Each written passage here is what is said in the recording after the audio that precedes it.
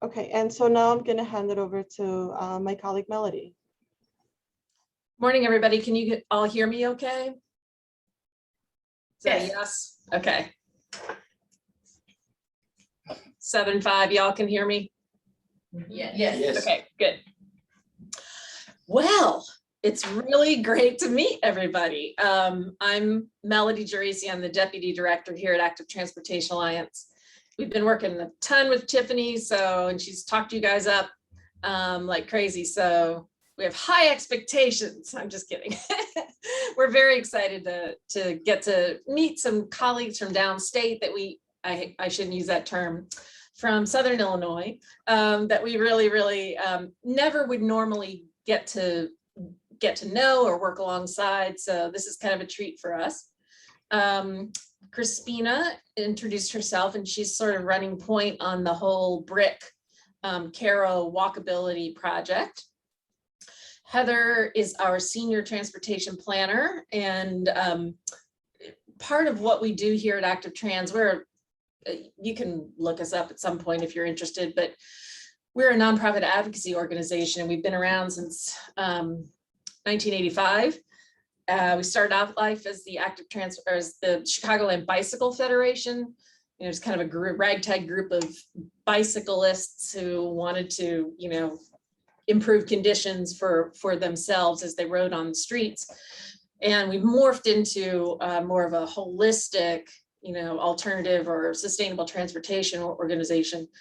And we do all the normal advocacy kind of stuff. We do some community organizing and some, governmental outreach and legislative work and things like that. But we also have a small transportation planning cohort here, and we do professional planning services. So Heather, long way around explaining who Heather is and what she does, is that she went to Tufts and has a master's in planning, and we have produced, I don't know, 100 or more bicycle and pedestrian plans, active transportation plans, safe routes to school plans, for any variety of communities, mostly in the suburban region of Chicago Metro, but also in Wisconsin and Illinois, Indiana, and a little bit in the rest of Illinois too. So that's Heather.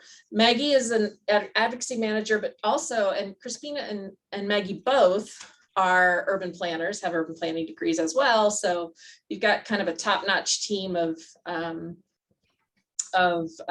very experienced transportation planners leading this project. So that's our team.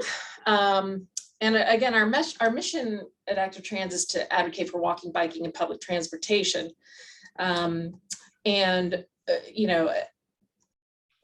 I'll leave it at that, but you might know us, have heard of us for some legislation that we just got passed. For example, we just changed the law so that IDOT now it has to pay the 20% match on state roads for walking and biking infrastructure. It used to be Tommy, I got a question about that. I just saw that come across earlier and I haven't had a lot of time to investigate it.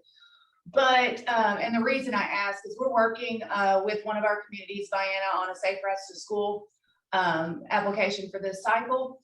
And so I guess I was looking for a backup plan in the event that, that one is not funded again, because we have applied in that for that community before. But I guess my question is when I went and all I could see to the link was the legislation on that. Is it only in communities that have more than 1,000 people? Did I read that correctly? Maggie, go ahead. Yeah, it is. For now, at least, that was the concession. So yeah, sure. 1,000 or more. Okay. Well, and the reason, like I said, while that one we're spinning it safe routes to school, the school also connects. It's on the major highway. There's also a business like center that has a lot of travel right there, and there actually is no sidewalk right now off the hillside of the school in that area. So I've tried to spin it different ways. I've tried to spin it business. I've tried to spin it schools, and we're just trying to do what we can do to help them, because I know that it's a lot of people there are very, kids get out of school and whenever they are in walking distance to homes, they go where they want to. Yes, they can give them all the instruction they want, but it could, they're hopeful that it doesn't become a dangerous situation there. But I did read that because I was like, oh, that could really help. And I guess where my mind goes is a lot of my communities are under 1,000 people, and they're the ones that they're usually the communities that can't come up with the match, whereas my bigger communities a lot of times can. So thank you. Yeah, that was, like Maggie said, that was a concession we had to make. It was not our choice. I wonder how they're gonna, that's kind of funny. I wonder how from IDOT they're gonna word that, because it kind of almost makes it sound like if you're little, you can pay your match, but if you're big, you can't. So it's gonna be interesting to see how they change their applications there. It is going to be interesting. We're going to be watching pretty closely. I would expect that if, they may change that one. They may change it pretty soon, hopefully. Yeah, we'll see. This was not something that they wanted to happen. They fought it, so we'll see. And but I think elected officials in Southern Illinois were fighting for having no population limit. So Right. yeah, well, hopefully maybe in the future there'll be some more voices saying, there shouldn't be a population limit. It doesn't make sense. It can always be amended. And we can find, finding those impact statements that look, that really works. So we'll be circling back to the issue, I imagine, at some point. Sure, and if there's anything that we can do to help or rally any of our communities, or I'm sure our senator, and representatives are usually pretty geared toward our part of the state. So awesome. We love that. We love it. No kidding. I would think they would have been the ones going, no, I have too many small communities. Yeah, no, we love it. We may be taking you up on that sooner rather than later, Tiffany. So, okay, enough about us and what we're doing. But check out our website. There's a very active blog if you're interested in any of the other stuff, because we do quite a bit of state level work. We got the extra ITEP money, that was us, and quite a bit of other stuff. So go ahead. All right, so quick introductions. You heard us. Could we go around your table, Tiffany? And I'll just have you start with the person on your right and take it that way and tell us who you are. We know where you work. The reason we asked that question is because we thought maybe there would be some folks from Southern 7 from the health department. Tell us your role and what's your favorite place to walk? I'm Brittany Taylor. I'm the Economic Development Coordinator here. And my favorite place to walk is around my house. I have a nice, quiet road close to me. That's awesome. Excellent. I'm Heather Biggerstaff. I'm the controller here at Southern 5, so I handle all of the financial functions of the organization. Generally, I like to walk, like Brittany, close to my home, just down the road. It's all paved and we don't have to deal with a lot of cars and everything because we're pretty secluded as well. Nice. Nice, I'm nice. Megan. I'm the regional planner here at Southern 5, and to be honest with you, if I do any type of walking, it's usually on my treadmill. That's not a bad thing. It's so bad down here in the summer, it's hard to walk outside exactly where I'm at. I'm surrounded by corn and those bugs kind of get me, but yeah, that's what I do. The horse flies are bad. Oh no. Yeah. I'm Terry Huffman, and I'm the administrative assistant, and I used to walk on the mountainous trails in Arkansas, but here I don't really do much walking. Awesome. Okay. Next. My name is Matt Dunaway. I am a planner here with Southern 5. I've been here since July of last year. My favorite place to walk is my family owns a farm, and we do a lot of walking around on the farm, and I actually live on paved roads, so up and down the roads out by the community. I just wanted to point out how many of my staff had to indicate that they live on a paved road. Yeah. Which shows how rural we are, because I'm sure there's a lot of times where there's not, you know, they're, what do they mean? Not a paved road, where are they at? Yeah, that's hilarious. We're proud of our paved roads. I've been paid for about the last 10 years. I know. Yeah, that's a good, you know, perspective reset. Good stuff. So it's delightful to meet you all. Let's go ahead to the next slide. Oh, unless Maggie and Crispina and Heather, do you want to say anything more about who you are? Okay, they're each going to present some stuff so they can talk more about themselves at that point.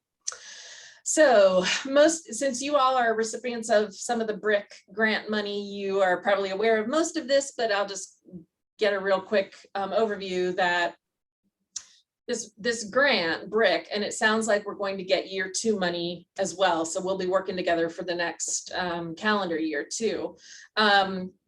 It was determined to be given to communities that were already recipients of a federal grant program called SPAN. So it's kind of a, you know, instead of doing a big RFP process or accepting proposals from everybody and their brother-in-law, the organization that is sponsoring the program, the National Association of Chronic Disease Directors, they just decided to piggyback on top of SPAN. So since Illinois is a SPAN recipient, we also got BRIC money. It's about $220,000 for the 2021. We can expect, I think, about the same amount of funding for next year. Ultimately, the money comes from the CDC through the National Association of Chronic Disease Directors, and they're just administering the funds, but they also are kind of, you know, the ones that are overseeing the program and the project. The entity in Illinois that is the recipient of that money, so we got 3 tiers now, right, of the money coming down, is the Illinois Public Health Institute. And they're a nonprofit organization in Illinois that, you know, is an association of public health professionals and do a lot of this kind of work at the policy and the systems and environmental change level to create more healthy communities. So 2 regions are being included in the BRIC project: St. Clair County, East St. Louis area, and Southern 7 Alexander-Pulaski counties. The goal of the whole BRIC program is to develop statewide resiliency tools and support to help people live healthier lives. That kind of tweak, that resiliency, came about as a result of COVID. So they're talking about things like social isolation that has been on the rise because of COVID, the ability for communities to respond to emergencies, but also the ability for communities to have healthy environments. So access to food and access to physical activity as well. Go ahead to the next slide.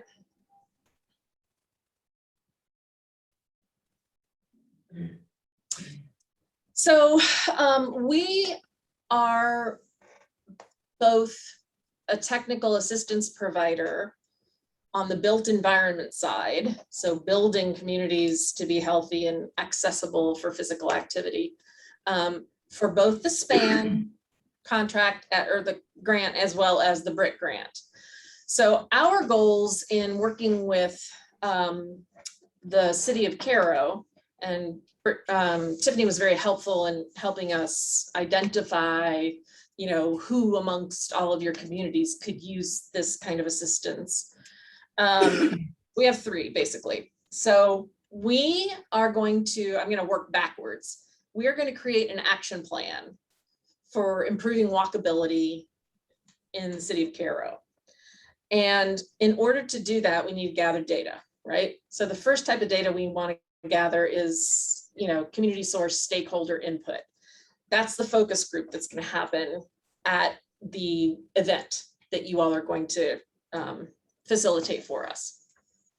So I want to get those insights and those feelings and experiences from the people who live in Cairo, who walk in Cairo, who don't walk in Cairo, about, you know, what they think they need in order to make it a more safe and sustainable environment. We also are going to have you all do, outside of that event with the volunteers or the residents, do an intersection audit, do a series of intersection audits for us. And the map there, Heather will go into much more detail about that. So you as planning and development professionals are going to go out and do some of this work for us. And I think you're going to enjoy it. We always kind of get a kick out of any excuse we can get at the organization to go out and do field work. So we're very, very grateful that you all are down there and able to do this for us, because travel, as you know, is very difficult right now. And for us to come down and do it on site is also very expensive. So we don't have that kind of funds. So we're glad that we have your feet, your eyes, your ears to gather some data for us. So go ahead.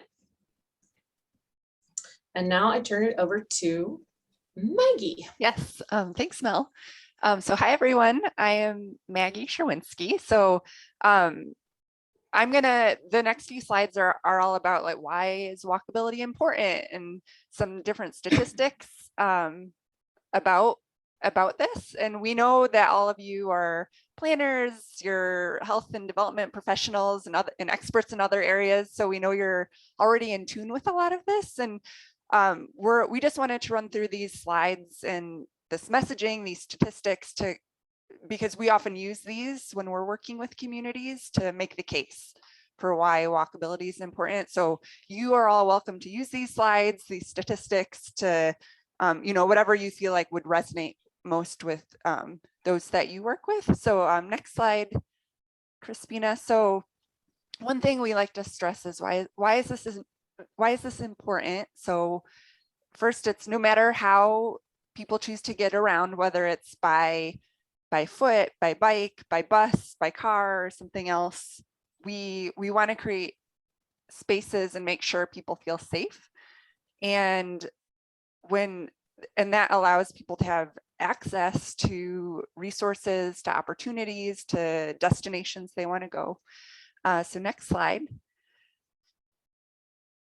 And so these, there are many benefits to walking and sidewalks. So these are some of the things that we often will speak to. So one, sidewalks are a space for everyone. They're used by people of all ages, abilities, and income levels.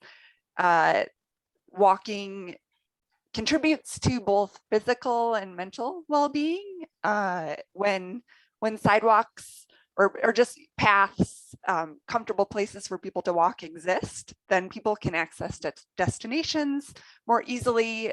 They can travel from place to place by foot. And so then they get daily exercise through transportation. So it leads to better health outcomes. By investing in safer spaces for people to walk, we're then separating people from car traffic. So that makes it safer for both people walking and people driving. It reduces crashes. And yeah, again, makes a safer environment for everyone. And it also, when people are out walking in their community, it creates spaces for interaction. It can help foster a greater sense of social cohesion, community, and investment.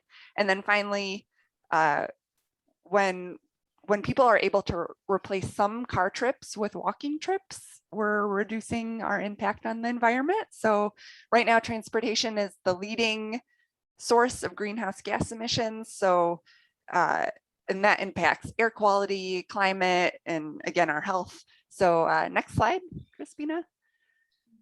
So we also like to stress that transportation is for everyone. And especially it's important to think about vulnerable road users who may not have access to a car, who may not own a car. So thinking about children, or who may not be able to drive. So children, older adults, people with disabilities, lower income populations. Next slide. And then the next few slides are some statistics that we often will bring up to make the case again for why it's important to invest in walking, a walkable environment. And just thinking about, we've built our communities throughout our state around cars, and there are consequences to that. And so one point to make is that driving can be really expensive. According to AAA, it costs more than $9,000 a year on average to own and operate a car. And that can be a large chunk of someone's income, or in some cases, people just can't afford that. So in addition to that, it's estimated that a third or 33% of poor minorities lack access to a car, and 12% of poor whites lack access to a car.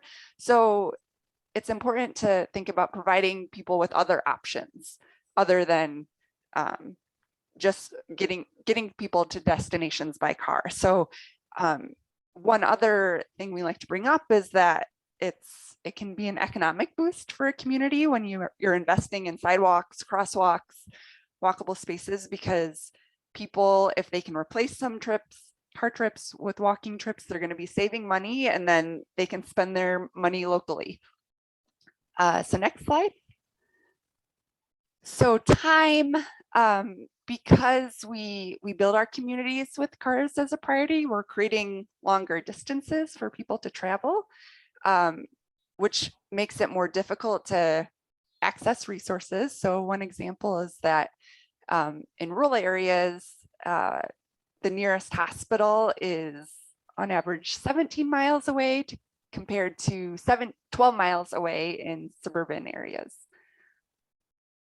Next slide. And then regarding safety, rural areas also see more fatal traffic crashes. So only 19% of people live in rural areas, but 58% of all fatal crashes happen in our rural spaces. So that's a big disparity that's a problem. And then in addition, communities of color are more impacted by traffic crashes. So minority pedestrian deaths are 70% higher than those of whites.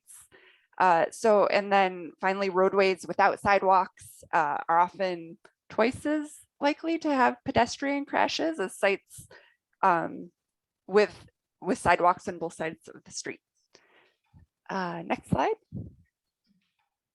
So health, again, when people are driving everywhere, they're not getting as much physical activity, and this leads to physical inactivity and serious problems related to chronic disease, especially in rural areas, but it's true all over our state and our country. And there have been a lot of studies related to health, and a few to point out is teenagers who bike or walk to school are less likely to smoke and less likely to spend time watching TV. And women who walk 30 minutes a day have a lower risk of breast cancer. So there's a lot of specific studies out there, but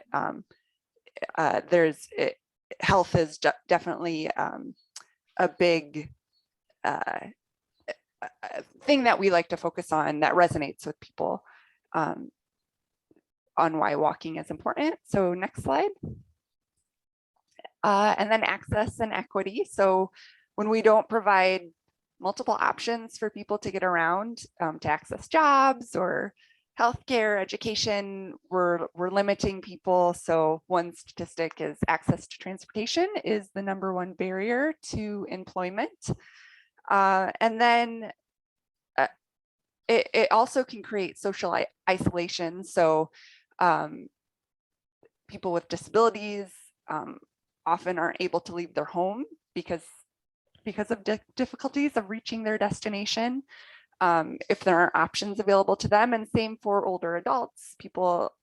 Seniors are making less less trips to visit family, to go shopping, to see friends, to access health care when if driving is the only option. So next slide. And then, is it possible to do anything? So is it worth doing anything? And the answer is yes. So in rural areas, many trips are shorter than 3 miles, 40% of trips, and then 20% of trips are shorter than 1 mile. So people are already walking, and in fact, more people want to be walking. So their sidewalks have been rated the highest transportation priority from a list that includes major roads and long distance travel. And again, just as many people are walking in small towns as in urban areas, but it's important that we're thinking about how do we make sure people have a safe way to do this, and creating that safe space will often result in more people walking in a community. So next slide. And I think I'm turning it over to Crispina here. Yes, thank you, Maggie. So I'm going to cover a couple of slides about the walkable, what makes an environment walkable. And Heather is actually going to go through this more in detail when she gets to of how to conduct an intersection audit. But here in this slide, you can see that pathways, crosswalks, like the clearly marked signage or the clearly structured space that's set aside for walking as an activity, and that is safe and that it's connected to destinations, are part of what makes a community walkable. And a lot of you have experienced this as you go about your everyday of going to work and going to different activities via foot. So this is more just bringing it to a more of an awareness of, here are the elements that you're experiencing and what it feels like. You can imagine what it feels like in the different environments that you've been in by looking at these pictures, and maybe thinking about where you walk, how you feel in these different types of environments when these different facilities are not available to you. And so just as an example, these different pictures show us the different barriers that exist in our environment that prevent us from feeling safe and that potentially limit us wanting to go out for a walk or choosing walking as a mode of transportation as we run errands day to day, and that it's easier to hop in our car because, and sometimes it's not like we're not even really aware of this on a conscious level. It's really just this picture on the right. You see the people that are the woman that's walking with her child got pushed off the sidewalk because there's a car on just about every part of the sidewalk that she could take. In the middle picture, we see that this bush is completely grown over to cover half of the sidewalk. In this bottom one, it's the kind of thing where it's really important to have signage to let drivers know that there's construction happening, but it also is clear that in this scenario, there wasn't any thought about, we're going to be blocking this beautiful sidewalk, by all accounts, well-maintained sidewalk, and that this family is having to maneuver around and potentially unsafely so getting too close to the traffic that's traveling to the left of them. And in the picture on the left, it clearly looks uncomfortable for the people that are walking with that child, and that sidewalk is so narrow that they can't even like walk next to each other. They have to sort of be bunched up. And so a lot of these elements that you're seeing here, as opposed to the first slide that we looked at, just sort of show you how different it can be when the right facilities are provided for people, and how that contributes to the choices that people make every day in how they travel. And so this picture shows two kids walking to, or maybe walking from school, and what you can see here is not only a well-maintained sidewalk, but the grass between the people walking and the cars that are parked serves as a buffer from the cars that are driving to the far right. And so this is more of a good environment that people may decide to walk in because they're not exposed to the car traffic, and the sidewalk is wide enough, and there don't appear to be any impediments to their ability to pick the sidewalk and just sort of walk straight to the destination that they've selected to go into.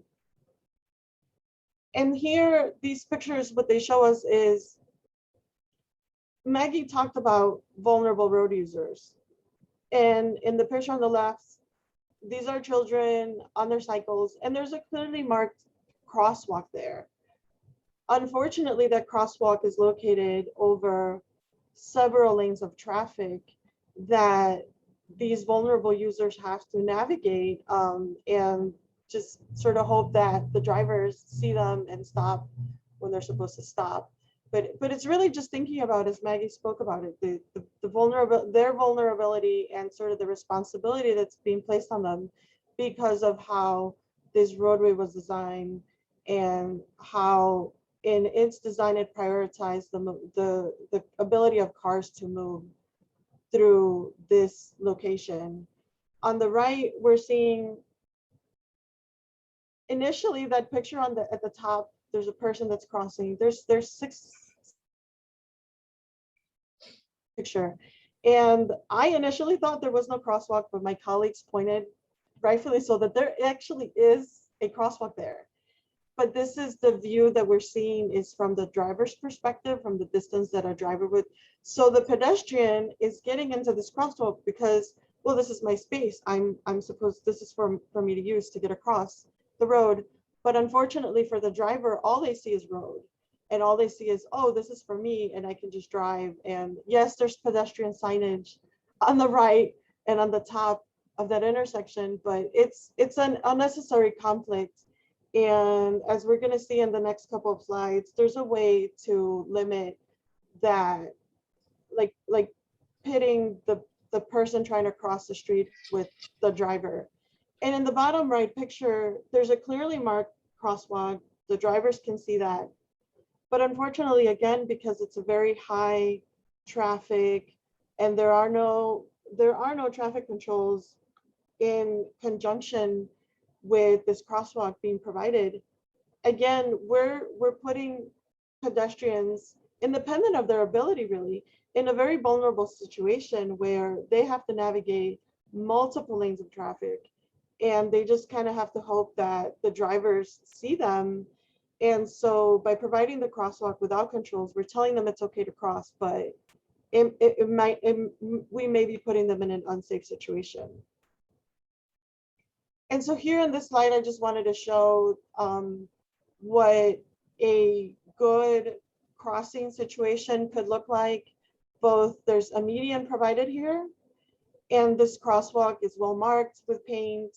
There's a ramp here for people that may need to travel with a child in a stroller or a wheelchair, and they can get across. But there's also this median they could stop in just in case a driver doesn't stop or obey the signals. And there's signage there, which, as I showed before, has been provided in other situations. But because this road is a lot narrower and there's only 2 lanes of traffic to be navigated, and there appear to be really good sidewalk facilities on both sides, but this is a much safer situation than the previous pictures that we were just looking at. And so just a little bit of information that when there is a need for more than just a well-painted crosswalk when the speed limit is over 40 miles per hour, and also when there's more than 4 lanes of travel. Then there's also other specifications in terms of medians and the volume of traffic that needs to be present for there to either have a raised or unraised median in place. And just in terms of American Americans with Disability or ADA, there are very specific regulations in terms of the width and the level of the ramps that are provided. And so I'm not really going to go into all that technical detail, except to say, again, to highlight what Maggie talked about so brilliantly a little bit ago, which is really that our sidewalks, our crossings should be designed ideally with all the most vulnerable users in mind, because if the most vulnerable users are accommodated for, that means we're going to capture everyone. And it's and in creating a safe pedestrian environment for people that are choosing to walk or use their wheelchair or whatever way that they need to travel, that we're really making the road safer for everyone. And that includes drivers, and that includes everybody else that is sharing the roads. Oh, I'm sorry. And I also wanted to say that here, and Heather will cover this more in the intersections part also. But so one of the things that ADA suggests is that there be 2 ramps, like in this middle picture, one facing in one direction and one facing in the other. And this, again, this right one just kind of shows the dip and the just like what the ramp should look like for people with disabilities. And so here, again, just to highlight what we were talking about in the previous slide, this is what, like, even though this crosswalk is not in good shape in terms of the paint that's on it, it's still visible enough that if I'm walking and I see it, I consider that as somebody that's walking, that this is a space that I can cross here. This is a crossing.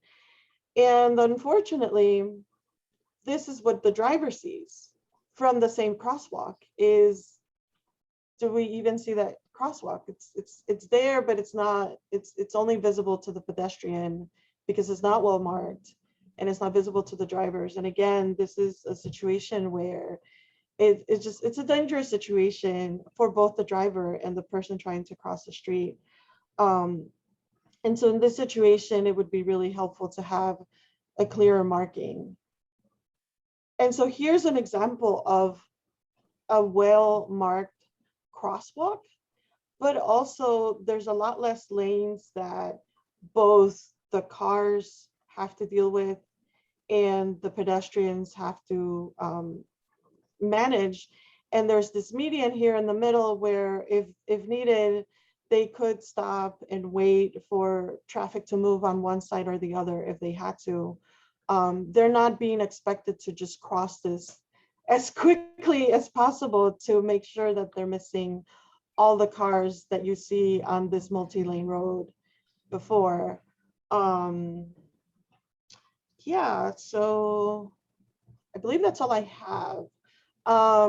Heather or Maggie or Melody or someone, is there anything else you'd like to add with any of these? Okay, looks like we're okay. So here I'm gonna go ahead and pass it over to Heather.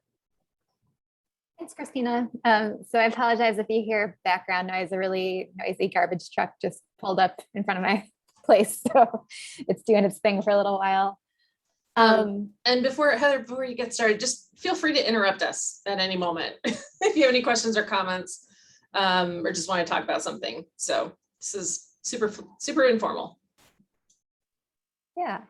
So thanks to Maggie, Christina, and Melody for giving kind of the context and the background behind why we do this work and why our organization values walking and biking and public transit as a form of transportation and something that is integral to the health and safety and wellness of every community. So we're going to move on now to talk about 2 things. One is how to conduct an intersection audit. So one of the tasks we're asking for your help to complete is to walk through several intersections in Southern Cairo and gather data on what infrastructure is in place there today. And so I'll go through a little bit about that and what we're actually asking and how we're asking you to think about it. So the basic steps for conducting an intersection audit are pretty simple. It's definitely not rocket science, but one is to find a partner if you'd like. You can work together to conduct your audits, or work alone if that's easier. And of course, travel to your designated route that we'll show you in a minute. The second is to walk past each intersection on your route and let us know what the conditions are. And then record your observations that you make in a survey that we've created. So next slide, please. So as you're thinking about preparing yourself for your audit, you'll want to make sure you have a few things on hand. One is a map of your walk area. We have this available both online or as a paper version. Two is to have a smartphone if you have one available. Does everyone have good like Wi-Fi access on their phones right now? I'm seeing a couple of nods. So great. So if you have a phone, we'd love it if you use that, because we have a survey available in SurveyMonkey, and it'll save you some time and frustration. Otherwise, if you don't, we have a paper audit form that you can use. And if you're doing it on paper, make sure to have copies of the audit with you, and also a pen and clipboard to help you record your data. So before you go on your audit, just a few things to think about. One is just think about how you're collecting your data. If it's on your phone or a paper survey, make sure you have your device ready to go, or your paper and pen ready to go. Also, just make sure to brush up on the instructions before heading out. Again, it's not complicated, but just know where you're going and know what route you're taking. We recommend just being prepared with a bottle of water, anything else you need to be comfortable, like good walking shoes, a snack, anything else that helps you walk. And just a couple of safety reminders. You never know what kind of traffic conditions you'll encounter when you're out on a walk. So just make sure you're aware of the traffic around you when you're crossing the street. I know sometimes when I'm recording data, I'm hyper aware of what traffic is around me, because I'm not paying attention when I'm actually marking out a form. So just, make sure you're stopping in a safe place when you're recording data, and, not feeling uncomfortable with any situation you're in. So next slide, please. So as I mentioned, we created a map of the area to audit. And so we're focusing on Southern Cairo based on the recommendation of Tiffany and the mayor, because that's the area where there is more economic activity and more destinations that people are walking to and from within the community. So we've divided up this area and the intersections we'd like to focus on into 6 different routes. So I see, I know there's about 6 of you at the table. So it may be that you each pick a route and that's the one you do. And each route's color coded. So route 1 would be the green circles, route 2 is the periwinkle, route 3 is that reddish color, 4 is light blue, 5 is pink, and then 6 is that peachy tone. So in total, each person on their audit will walk about a mile and audit, I think it's 6 to 10 intersections, depending on where you're at in town. So again, I mentioned we have this map online. We can give you the link to it. So if you'd be able to look at it on your phone while you're out, or you can also just print it out before you go in case you want to do it that way. So as I also said, we have a survey that we produced in SurveyMonkey where you can record your data. And there's just a few questions that you'll be asked, and you'll be asked these for each intersection. So as you saw in the previous slide, each intersection had a circle in it with a number. So when you're filling out your survey, first you'll be asked what your route number is. So it'll be 1, 2, 3, 4, 5, or 6. and then what intersection are you at? And you'd reference the circle with the number in it and tell us that. And that information will help us know where you are on your route. And then we'll be able to join the data later when we're working on the plan. So then when you're at each intersection, you'll be asked a couple of questions about it, specifically about if there's crosswalks present, and if so, how many are they and what condition are they in? And you'll be doing that for the entire intersection. So if you're at an intersection and you see 4 marked crosswalks, you would answer the question for all 4 crosswalks.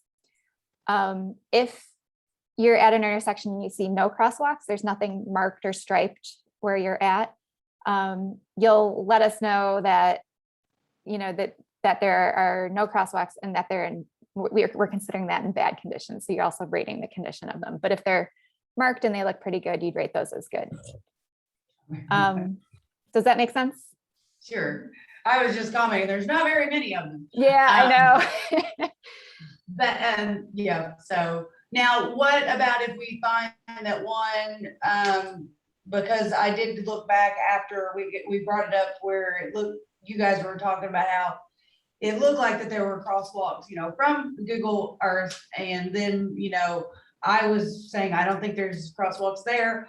I did notice that they are faintly there. So will there be a way that we can indicate that there has been, but they're not in workable condition or things such as that on it as well? Yeah, exactly. Yeah, so I think, we're really looking, we're pretty sure the answer to this question is going to be poor for every crossing, but we do want to make sure that if there are any good crosswalks that we're documenting those and have those on the record.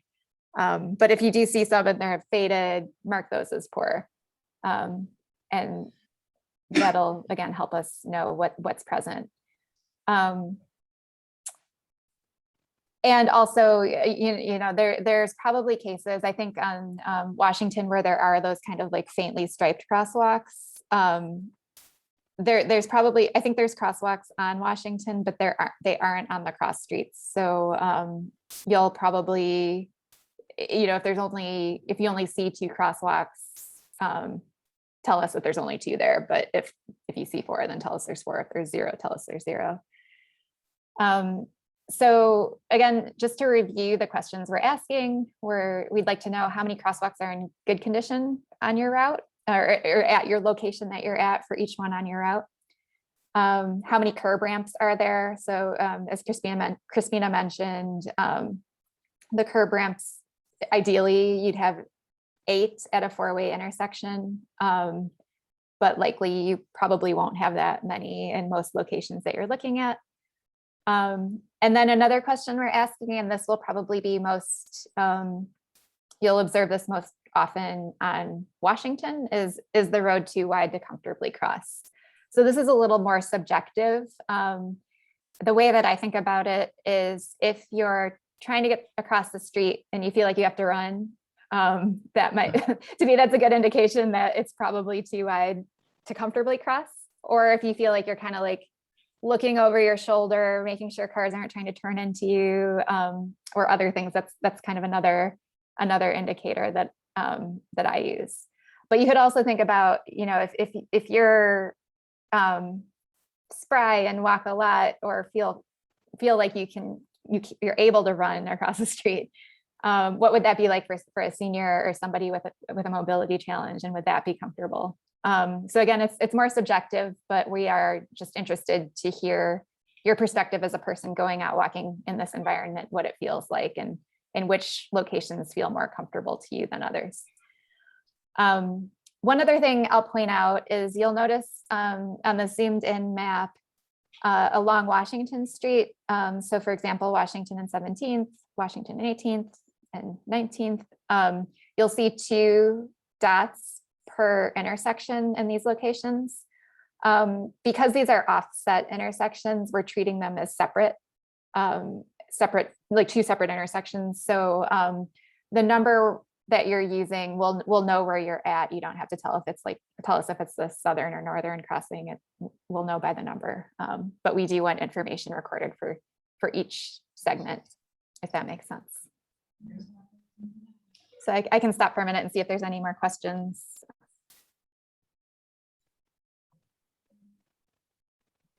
Okay. And again, I'll just say the Survey Monkey form is super easy.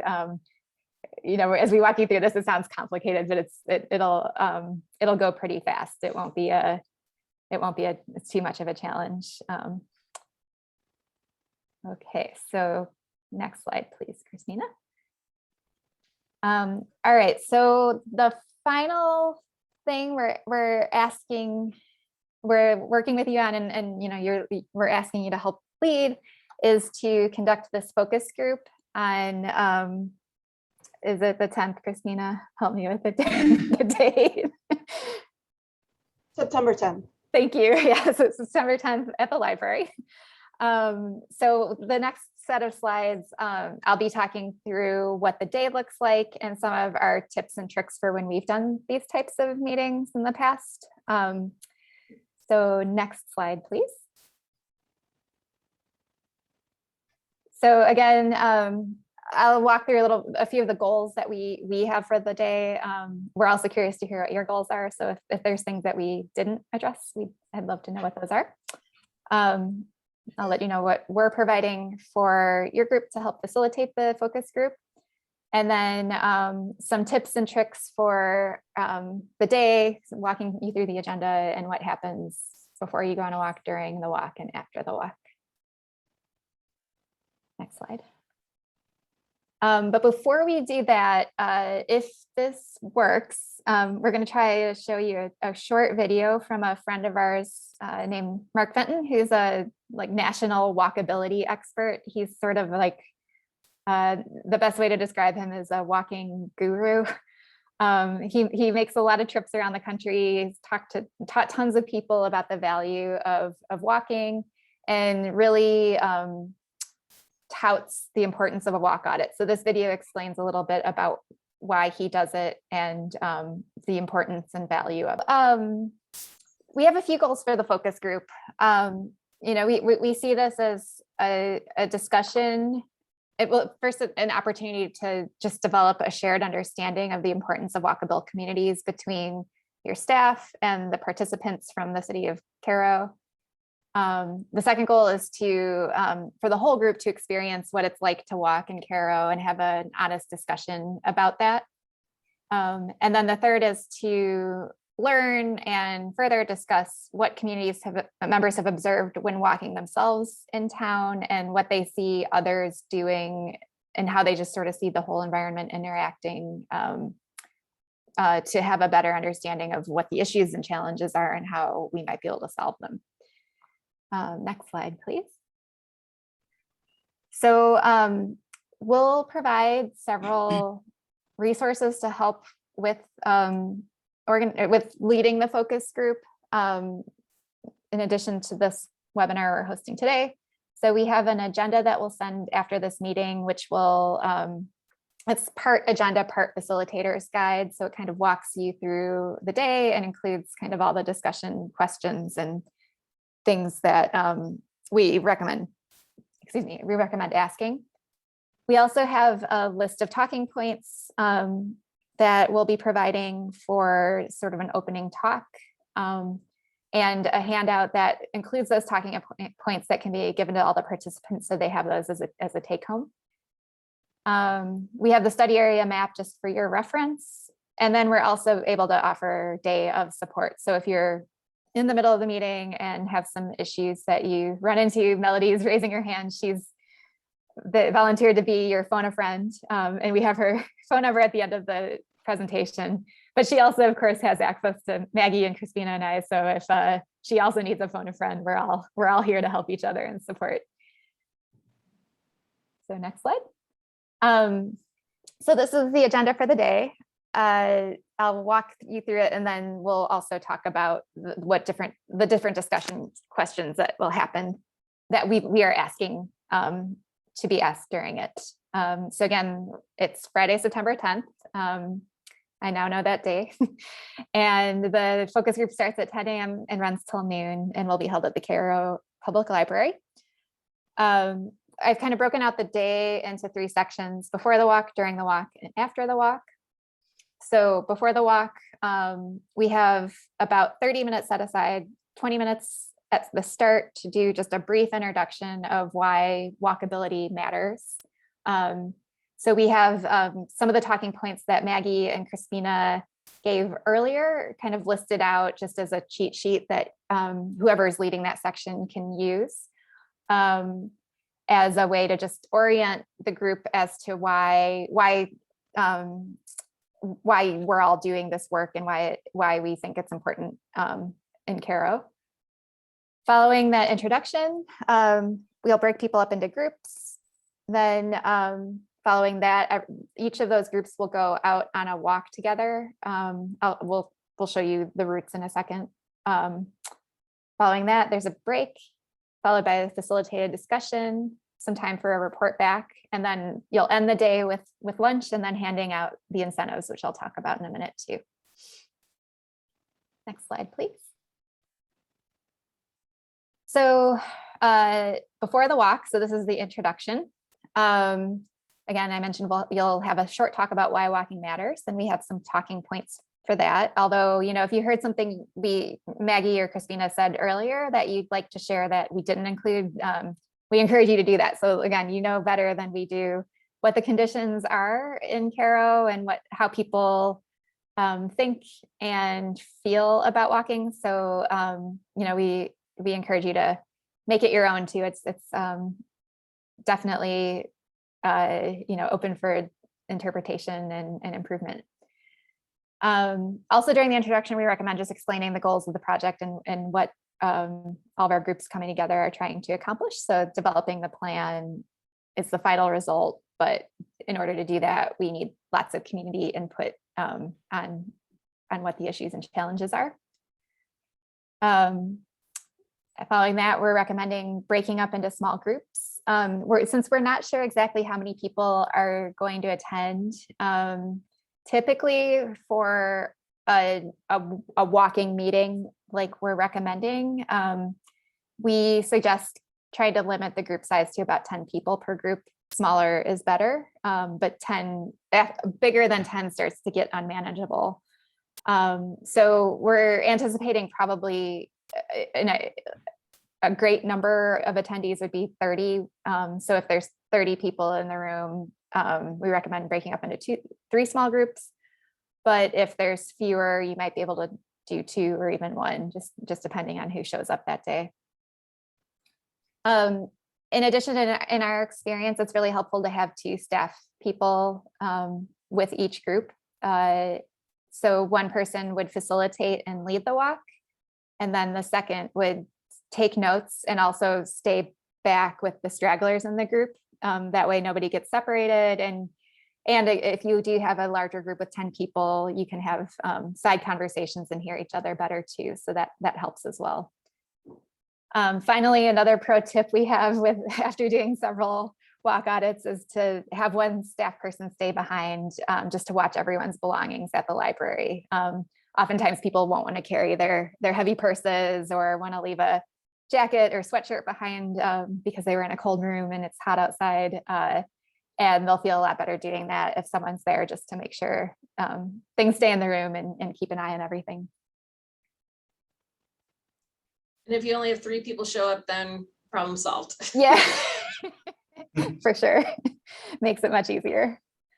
So the point of the walk, as we see it, isn't so much to do an audit or collect on the ground data like you'll be doing with the intersection audit. The point of this walk is to spur conversation and observe what's going on around you as a pedestrian in the city of Cairo. So for the small groups, just to make your conversations easier and to kind of separate from each other, we just created 3 short walking routes that you can take to have that conversation. So again, if you don't like the way these routes look, you can certainly change them and make them your own. But for ease, we just thought, this will help give you one less thing to think about that day. But we also wanted to keep the routes short-ish. So I don't think anyone is, they're each about a quarter mile. So it'll from door to door. So it'll be not super challenging for people who don't have limited mobility. But we also want to point out that if someone in your group isn't able to do the walk for any reason, sometimes people might not have the right shoes on, or they may have mobility challenges or other concerns. Anybody that does want to stay back, we encourage them to do that when that happens in our groups, and they can have a conversation with the person that's staying behind and watching the stuff. So that's I think that's it for this slide. But next slide, please, Christina. Okay, so at this point you have your small group. You guys have started walking down the street, and we have a list of questions that we recommend kind of just peppering throughout your walk. You can stop at an intersection and discuss some of these, or if you see something happening, like maybe a car's cutting you off or something, once you're in a safe place, you can stop and talk about what just happened. So the questions we recommend are, one, just to kind of get the group comfortable with the idea of what you're doing. You can just ask them off the bat, like after walking for a bit, do you feel comfortable walking down the sidewalk? We often just ask a thumbs up, thumbs sideways, thumbs down, and everybody can tell you how they felt walking down that sidewalk. If you're crossing a street, you can do the same. Do you feel comfortable crossing the street? Thumbs up, thumbs down, thumbs sideways. As you're walking, you can have a conversation about what works or what doesn't work about the street for a pedestrian. And the answers could run the gamut of what they might tell you. It could be, the sidewalks are in really bad condition and it's hard to get around. It could be they're too narrow. Could be they're just not feeling comfortable with traffic zooming past them if that happens. Or it could be other things, like there's just, we've often heard people talk about the land use adjacent to the sidewalk and how that makes them feel. If it's a vibrant area, they might be really excited to be there. And if it's an area where there isn't a lot of activity, then maybe it's not as exciting to be there. They don't feel as comfortable. So, just getting some kind of anecdotal discussion about what works and what doesn't is another thing we recommend doing. We also often talk about how drivers are interacting with this group of pedestrians, and if it's a positive experience or a negative one. You can, certainly ask them if that's a normal interaction that you have. Sometimes if a driver sees a big group walking, they might slow down or they might go even faster. And so it's sort of like, is this the typical experience you have on this street, or is it different? Another tip that Tiffany brought up when we were talking a couple weeks ago is just thinking about how this walk could be different if you were using a wheelchair or pushing a stroller. So if you have stroller or a push cart or something at your disposal, you might want to bring that for the audit too, and have people test it out and see how they feel doing that versus just walking on their own. So again, these questions are, we wrote them down just to give you some inspiration, but if you think of stuff on the fly, or if you have questions you really want to ask people while you're walking, there is no need to stick to this script. It's, totally up to you to make it your own and have just a great conversation to hear more from the community about how they're feeling on this walk. Next slide, please. Yeah, and as Heather goes into the tips, just a real quick thought. The way it happens typically, because we're in this, we do this for a living. We have been on a bunch of walk audits and seen all kinds of different approaches, but it's basically go out, walk in a group, stop, when you see a feature, there's a driveway, or there's, a vacant lot, or there's some feature, there's a lack of lighting. You stop, you gather everybody, you say, okay, if you're a person that has to walk, you have no choice. You're walking, you don't have a car, you need to get here or there. How's it feel? What do you see that is good? What do you see that is bad? If there's no sidewalk, I mean, that's the obvious answer that most people are going to give. But then you ask them, what would be helpful in this particular area, right? So it's walk a little bit, stop, talk. Walk to the next feature, stop, chitty chat. Walk to the next feature, cross the street, stop, talk about the experience of crossing the street. And that's why we wanted to show the video, because Mark Fenton kind of, you can visually see how he goes about having that conversation. It's not complicated, it's not rocket science, but that's, the flow of it is that kind of a thing. Thanks, Mel. So just some other quick tips for the walk audit. So one of the things I'm always reminded of when I'm doing one of these things is when you are working with a big group, it always takes longer than you think it will to get out the door and then go on the walk. So just after you get your group together, just anticipate that it'll take a little time for people to kind of get together and actually leave the library. And then once you're on your walk, even though you're only going a quarter mile, which doesn't take that much time, you'll walk a lot slower because you're with a large group, and you're also walking slower because you're stopping and having those conversations. But that's okay. We've built in some time in the agenda, so hopefully it'll account for that. But also if you're don't feel like you have to rush to get back to the library, because we do have a cushion within the discussion period too, to make sure that you can do the walk the way that you'd like to do it. As Melanie mentioned, stopping frequently at intersections or other kind of just safer locations to have your discussions, and when you observe something happening is important. So feel free to stop frequently and have those short conversations and talk about it as much as possible. Also know though, if, because you're going to be with a larger group, you're going to be taking up a lot of the sidewalk. So if you do see someone trying to walk past you, that's not affiliated with the focus group, just try to get the group to kind of step aside and shuffle them kind of towards, a building or a lot line, to give the other pedestrians space on the sidewalk. We'd love it if you're able to take some pictures while you're out of your group. We always have lots of great pictures from walk audits of people having really informed discussions and looking really invested in what they're saying. And we'd love to see those pictures from Cairo. And then built into the agenda, we have a break for when you return, and we really recommend giving your group that. Sometimes people will need water or a minute to check their phone or messages and just gather themselves after they get back. So next slide, please. So now that you've gone on the walk, you've already had a pretty good conversation, but we'd like to continue that conversation when you get back to the library with your small group.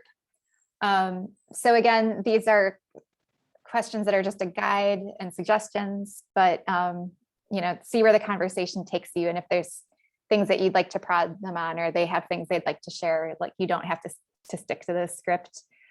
So the first thing we were thinking is just asking them to rate the overall walkability of the area they just visited. So 1 would be the worst, 10 is the best. Second is sort of asking them to compare that to the overall walkability of Cairo.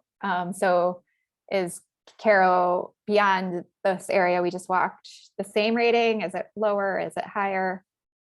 And then we're also interested to hear more kind of globally what they're seeing happening in the community. So where do they see people walking generally in the city?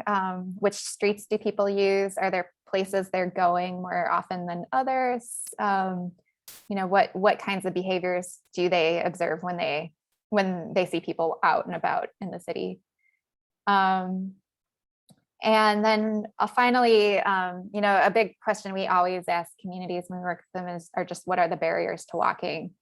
And the answers to this question can really vary depending on the community. Sometimes people will bring up a street. We often hear, the IDOT arterials are the biggest challenge. And if they could just get across them or just walk to this one place on them, they would be so happy.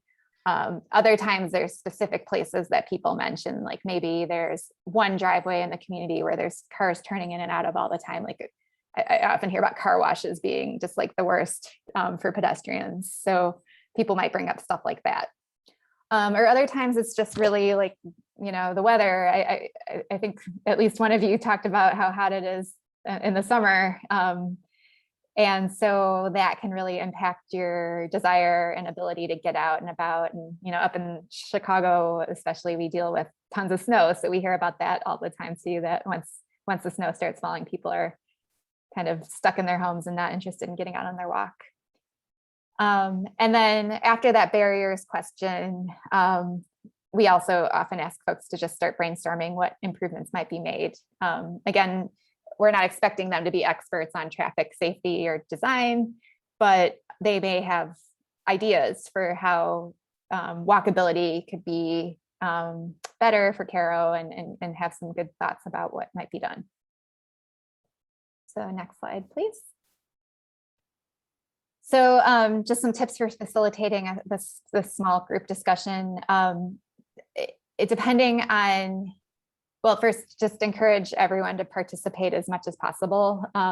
We often see, and I'm sure you know this in your small group discussions, that in meetings that you have, one person might dominate the discussion or others might just sit quietly. So if you notice that's happening, try to encourage more folks to participate, call in other people in the group. Or if someone's dominating, maybe ask others in the group if they agree or disagree or have other thoughts or perspectives on the issue. We find that trying to either sit around a table or in a circle facilitates a better discussion. So if you're able to kind of get your group into a circular format, that would be great. But we understand there's always challenges and limitations with every room you're in, so that may not be possible. We also, just again, to get more ask people to we prod people a lot, trying to get specific examples and asking follow-up questions. I've often had people in groups just giving one-word answers. And so sometimes you have to tease whatever they're trying to tell you out of them. So just coming up with good questions after they give you that one-word answer can be helpful. And then finally, in the person that was taking the notes while you were on the walk, we recommend having them continue to take notes during the focus group or during the discussion. And that way we'll have a record of what the conversation was, and you'll also be able to share those with the whole room. So if you have several groups talking, you can do a report back at the end so everybody hears what the others have said. So next slide. So I think I just said this, but the only other thing that we'll mention is we do have a kind of a report back built in at the end of the agenda. But sometimes people aren't into the report back, or they feel like they've talked to death. So if that's true, just kind of read the room and see if people are interested in hearing what the other groups had to say. They may be really excited or they may not. Or if they look really hungry, it might be just time to feed them, and people can talk with each other about what they said while they're eating lunch. But we do want to, before you do feed everybody and wrap up, again, we always find it helpful to just thank everybody for being a part of the plan and sharing their experiences. I'm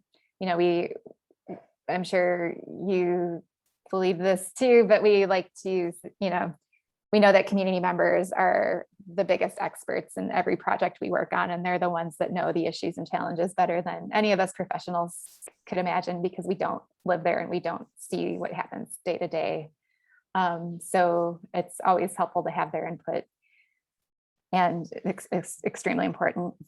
And again, remind them that lunch is available. They'll be excited, hopefully, to get some Shemwell's barbecue.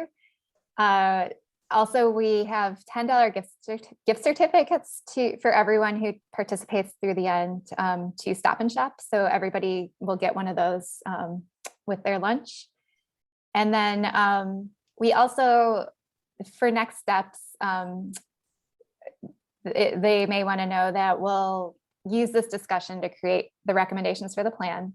And also we'll share the draft plan with them when it's ready so they can review and comment on it. Depending on how what contact information they give, we may be able to have it at the library or at City Hall so they can see it if they're not able to get it via email or another source. Next slide, please. So we can stop for questions now, but also here's Melody's phone number for the day of Phone a Friend. If you need her, she'll be able to field the questions you have. But hopefully it's, again, none of this is crazy or rocket science. So I'm not expecting her phone to be ringing off the hook by any means, but we just want to make ourselves available since we can't be down with you that day. And just one more thing to add, when people come to your event, it'd be really great if you have a sign-in sheet to make sure that the people that attend give you some kind of contact so that we can follow up with the report or any information that we can send to them if they're interested in keeping track of that. Other options could be potentially finding out where they could pick up hard copies of the report, like at the library or any other place that you think might be useful. But this is really just about making sure that they understand how valuable the information is they're providing and how it's going to be used, and that they're going to hear back. It's not just they're giving us info and they're never going to hear from us again or from you, but that this is a process and that there's going to be an outcome to that. So just wanted to highlight that. But with that, Tiffany, anybody else, any questions that you'd like us to answer? I know that you said something earlier in one of our last conversations about sending stuff to us, or us trying to figure out the t-shirts. Where is that at? So we have a printer in Marion working on the t-shirts, and she told me that they were going to be printing them early this week. So I'll check in with her because I did specify that you would need to pick it up in person so that they could be distributed. So I will let you know later today what I hear back from her. Okay. And in terms of other materials, as Heather mentioned, there's a facilitator guide. There's a handout that we put together, and you can let us know if that's something that you're able to print, or Sure. that Yeah, we're able to print anything. Oh, you could print it. Print what? The handout and the facility. So we have the facilitator guides are for your staff, and if there are people coming from Southern 7 to help with the event on the 10th, if you could print those out in-house, or if you need us to print them. And I mean, I guess it's too late at this point because the event's tomorrow. No, the event's next Friday, but Next Friday. Oh, I'm sorry. I'm so confused but right it now. doesn't matter. Like I said, there's no need to mail anything that you can send me electronically. We can print. It's not a problem. Perfect. So we'll have everything for you digital that you can print out. But on the off chance, yeah, I'm sorry. My weeks totally my weeks are blending into each other right now. But we'll send you the digital information, and then I will check with the printer. And so you should have them in time for the event. And then we'll go ahead and get down to Stop and Shop and do the certificates. And then you just let us know how many you were able to get out, and we'll be able to reimburse you. Right. And the handouts are for the participants, Crispina, or? The handouts are for the participants. Okay. So because my understanding is there's not equipment at your venue for like a PowerPoint slide like we did with you. We put a slide together with some information on it and some pictures, so your staff can still provide a presentation to them, but they'll at least have something on paper that they can reference to, or when they go home, like read it when they go home, or however they choose to use it. Sure. I have a question. I'm a little confused. I know in the beginning of your PowerPoint, you said there was gonna be 6 routes. But then when we got into doing the actual walk study with our participants, you know, we're separating into 3 groups and just going like a quarter of a mile. So are we supposed to do those 6 routes at a separate time? Yeah, these are 2 separate activities. So Okay. the route assessment is you all. And you're gonna do that whenever you have time, you know, you can look at your own schedules and go out and gather that. That's your, you know, the professionals are gonna do that part. The little walk audit is just kind of an educational exercise, not really gathering any data per se. Okay. The only data you're gathering is the community members' impressions. And Okay, what, perfect. yeah. Thank you. That was a little bit confusing. I get that. And yes, we actually need your information both in the surveys and the written notes from the Yeah. meeting, from the different groups. We need those to be sent to, So, well, yeah. we'll be inputting the information into the Survey Monkey for the intersection audit. But the notes that you are able to gather from your events on September 10th, we would like those notes, because those, as Heather mentioned, those will be used for the report that we're going to be putting together. And I believe our deadline on that is we would need them before the end of this month. Is that right, Heather, or do we have something more specific? No, the end of this, the end of this month is fine. Yeah, end of this month. Yeah, so just take some good notes. You can just handwrite them, photocopy them, send them to us, or if you want to type them out later, that's fine too. Just some general impressions, you know, what's important to the community, what items did they bring up on the walk audit, what did, you know, things like that. And then there's some questions in the facilitator guide you can use to guide that. So that's a little less formal, and then use the Survey Monkey when you go out to do the intersections.